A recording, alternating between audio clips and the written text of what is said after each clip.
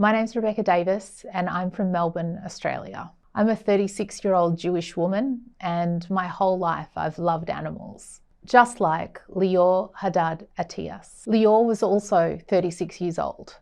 She was also Jewish and she was a huge animal lover, even training as a veterinary nurse. On October 7, Lior attended the Supernova Music Festival near Re'im in southern Israel. She, along with 8 others, were there as volunteers for the Alem Youth in Distress organisation, which provides counselling to anyone undergoing a mental health crisis, particularly at raves where drug use is common. When Hamas began firing rockets at 6:30 a.m, the team of volunteers divided into 2. Some looked after festival goers who were in shock.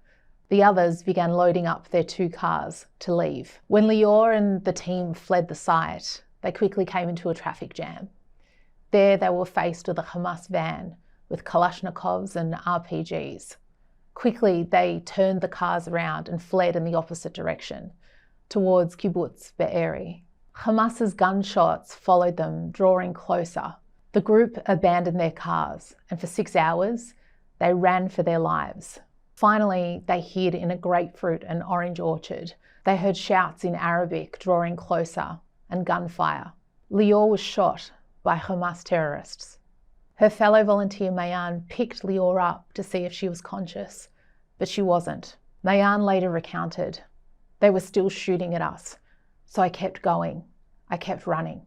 Of the 9 Alem volunteers, 6 made it out alive. Lior didn't. Her body was only recovered 8 days later.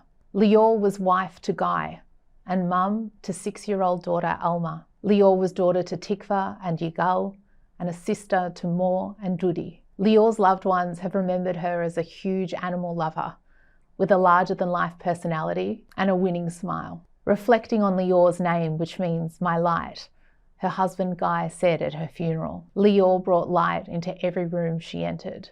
Everyone fell in love with her in a second." There are so many people here whose lives she only touched for a second, but they won't forget her their entire lives.